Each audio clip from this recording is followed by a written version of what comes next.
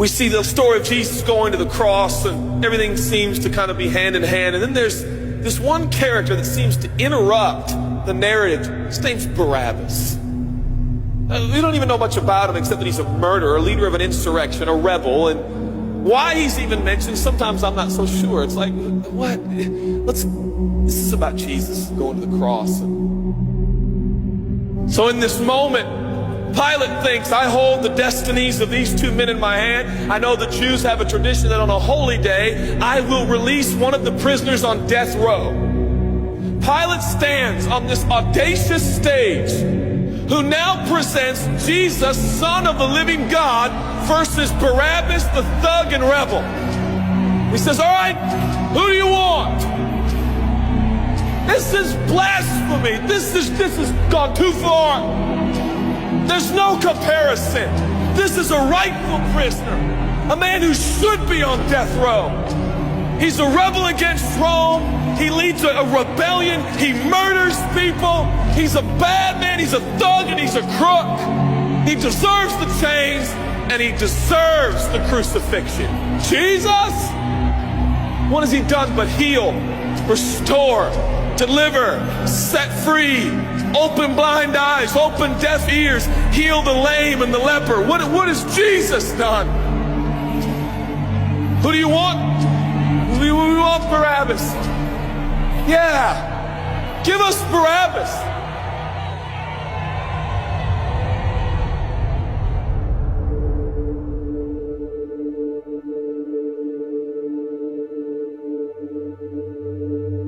People say, give us Barabbas. The Roman soldiers come up and they put the key in and they unlock Barabbas from his chains and shackles. And he walks down the platform, welcomed by all of his thug friends. Yeah, the people love me. Yeah, that's right. I don't even know who this Jesus guy is, but all I know is my people love me.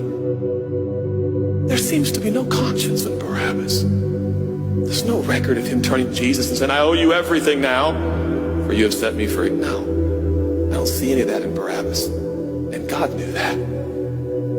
Jesus stood there, silent, for he knew the will of the Father. He said, it's fine, Father. Let him have Barabbas. For Jesus knew that the Father would have to treat Jesus like Barabbas so he could treat Barabbas like Jesus.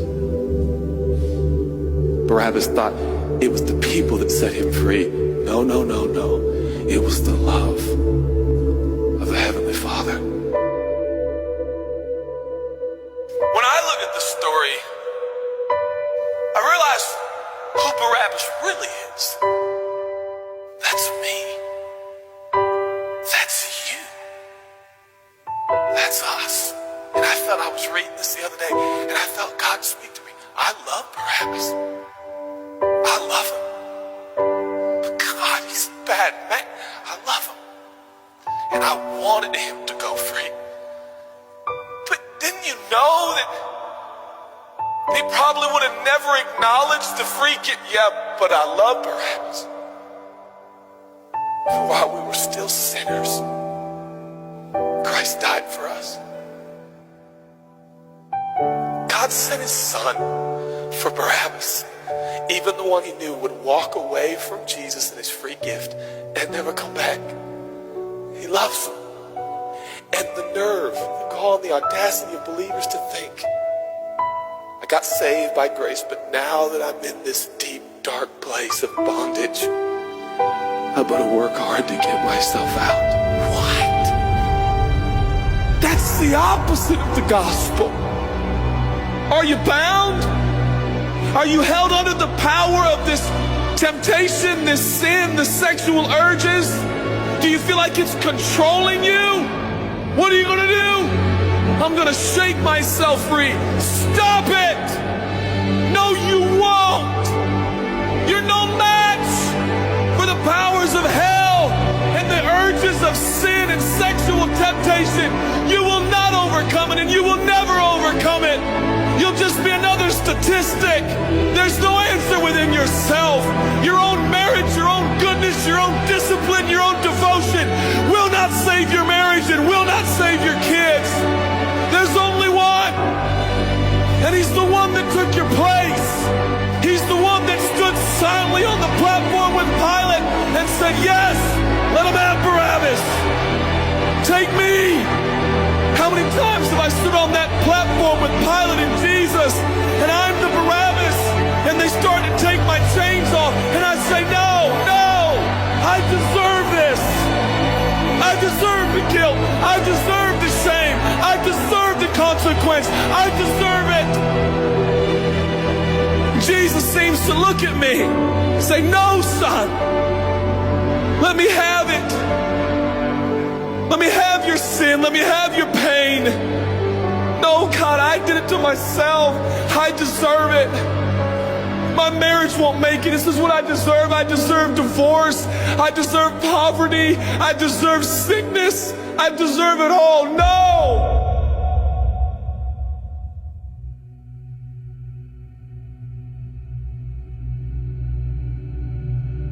God, I'm so ashamed. Give me your shame. But God, what if I do it again? I'll still be here. Oh, God, I don't want to hurt you. I love you. I don't want to do this anymore. Give me your sins, son.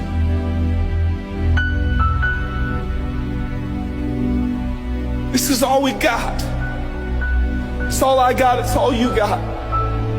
We can play games. We can play church games. We can pretend like some people are better than others and that's why they're blessed. Or we can all come to the honest conclusion that it's God. And it's God alone. The greatest challenge is not your discipline, your devotion, your focus. Your greatest challenge is believing the gospel.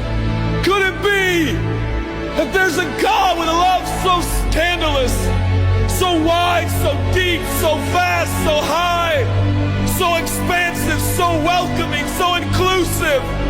Let me have your sin, son. Okay. When I give him my sin, and I stand in this empty space of forgiveness and acceptance while Jesus walks off to the cross that I deserve. I see him walking to the post to be whipped. As I stand a free man, all the attention is turned now. And I feel the love of God saying, go, son, live your life. I'll pay the price.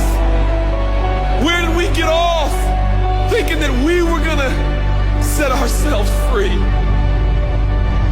It's still Jesus.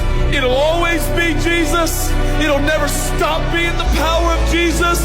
If his blood is sufficient for your salvation, his blood is sufficient to sustain you through every challenge and every sin and every temptation.